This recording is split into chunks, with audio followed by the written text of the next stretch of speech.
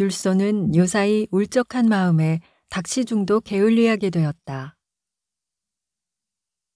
그 알뜰히 기르던 닭들이 도무지 눈에도 들지 않으며 마음을 당기지 못하였다. 모이는 세로에 뜰 앞을 어른거리는 꼴을 보면 나뭇개비를 집어들게 되었다. 치우지 않은 우리 속은 지저분하기 짝없다. 2마리를 팔면 한 달 수업료가 된다. 우리 안의 수요가 차차 줄어짐에 그다지 애틋한 것은 아니었다. 도리어 제때 가질 운명을 못 가지고 우리 안을 헤매는 한 달 동안에 운명을 벗어난 2마리의 꼴이 눈에 거슬렸다. 학교에 안 가는 그 한 달 수업료가 늘려진 것이다. 그 2마리 중에서도 못난 1마리의 수탉, 가장 초라한 꼴이었다. 허울이 변변치 못한 위에 이웃집 닭과 싸우면 판판이 졌다. 물어뜯 기운 맨드라미에는 언제 보아도 피가 새로이 흘러있다.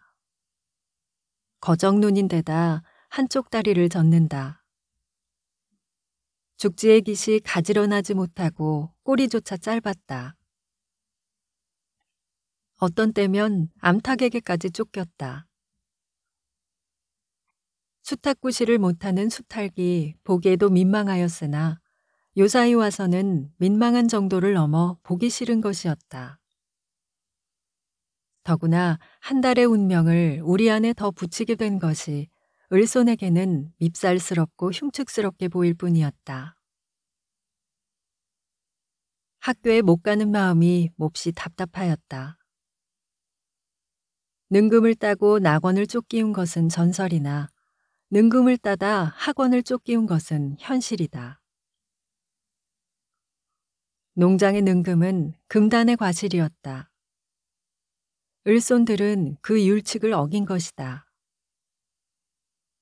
동무들의 꼬임에 빠졌다느니 보다도 을손 자신 능금의 유혹에 빠졌던 것이다. 능금은 사치한 욕망이 아니다. 필요한 식욕이었다. 당번은 5명이었다. 누에를 다 올린 후이라 별로 할 일 없이 한가하였던 것이 이를 저지른 시초일는지 모른다. 잡담으로 자정이 되기를 기다렸다가 일제히 방을 나가 어둠 속에 몸을 감추고 과수원의 철망을 넘었다. 먹다 남은 것을 아궁지 속에 넣은 것은 감쪽 같았으나 마지막 한 개를 방구석 뽕잎 속에 간직한 것이 실책이었다. 이튿날 아침 과수원 속의 발자취가 문제되었을 때 공교롭게도 뽕잎 속의 그 한 개가 발견되었다. 수색의 길은 빤하다. 간밤에 5명의 당번이 차례로 반담임 앞에 불리우게 되었다. 굳게 언약을 해놓고서도 어느 때나 마찬가지로 그 어디로부터인지 교묘하게 부서진다. 약한 한 사람의 동무의 입에서 기어이 실토가 된 모양이었다. 한 사람씩 거듭 불려 들어갔다. 2번째 호출이 시작되었을 때 을소는 괴상한 곳에 있었다. 몸이 무거워 그곳에 들어간 것이 아니라 얼마 동안의 귀찮은 시간을 피하려 일부러 그런 곳을 고른 것이었다. 한 사람이 들어가 간신히 웅크리고 앉았을 만한 네모진 그 좁은 공간. 거북스럽기는 하여도 가장 마음 편한 곳도 그곳이었다.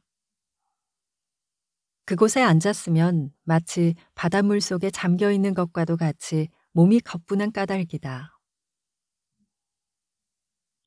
밖 운동장에서는 동무들의 짓거리는 소리, 웃음소리, 닿는 소리에 섞여 공구르는 가벼운 소리가 쉴 새 없이 흘러와 몸은 그 즐거운 소리를 타고 뜬 것 같다.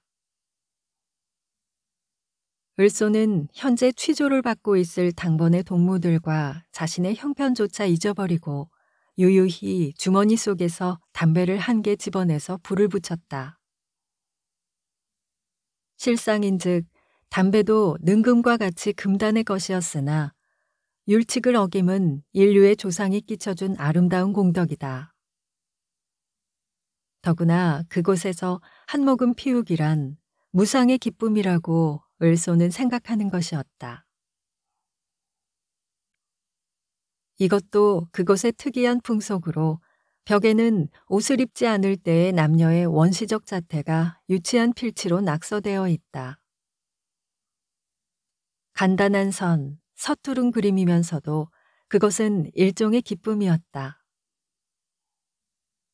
율선도 알 수 없는 유혹을 받아 주머니 속에서 묻은 연필을 찾아 향기로운 연기를 길게 뿜으면서 상상을 기울여 그림을 그리기 시작하였다.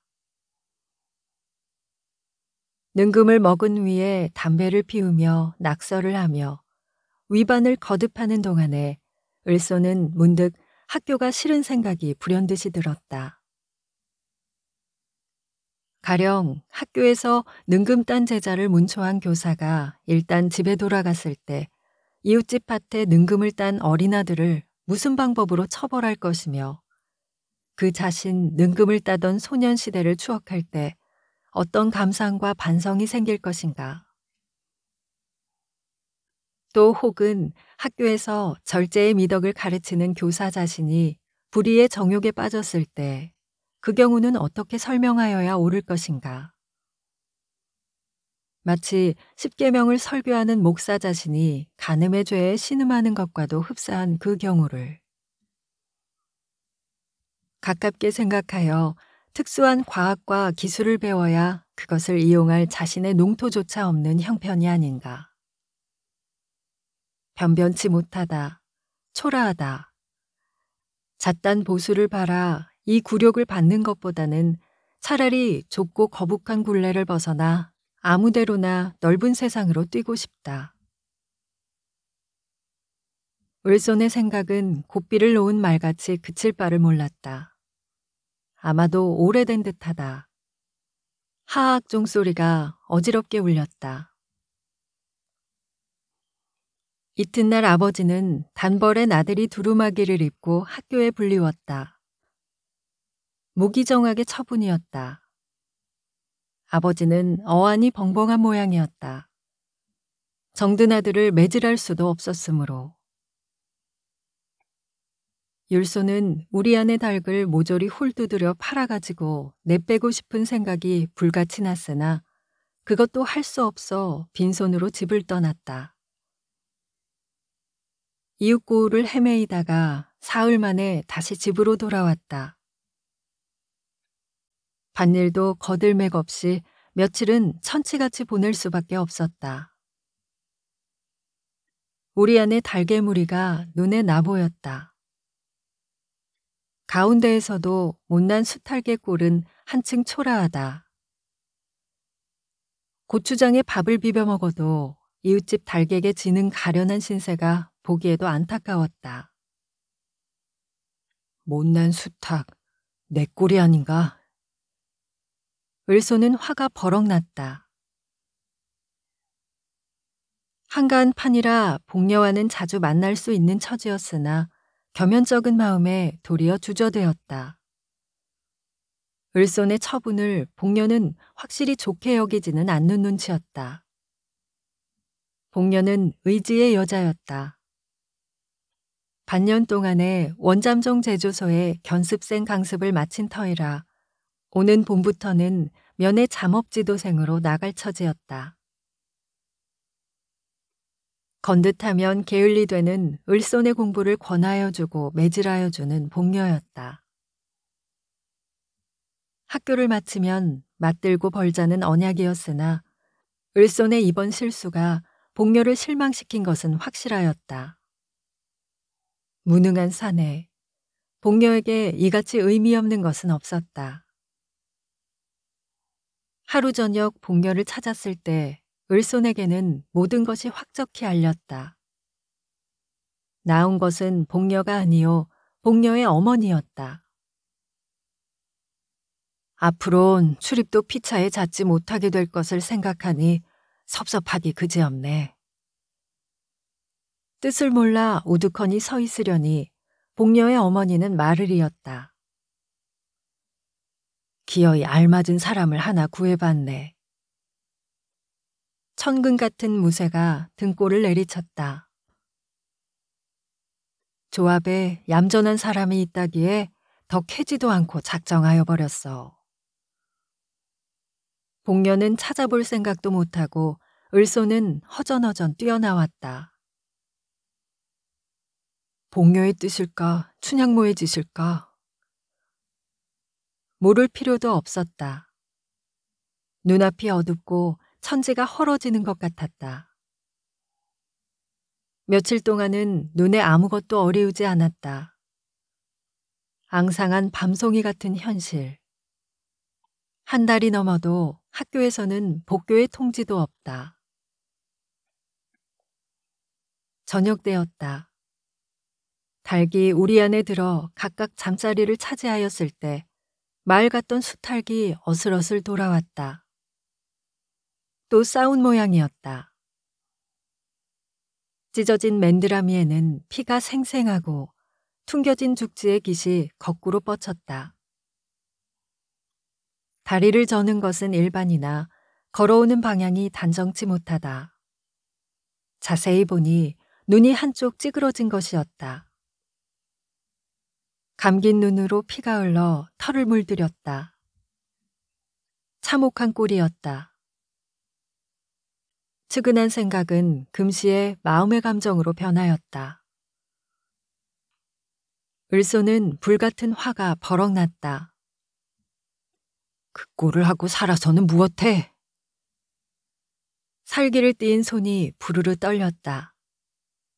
손에 잡히는 것을 되고 말고 닭에게 던졌다. 공직하게도 명중되어 순간 다리를 뻗고 푸득거리는 꼴에서 을소는 시선을 피해버렸다. 끊었다 이었다 하는 가엾은 비명이 을손의 오장을 뒤흔들어 놓는 듯 하였다.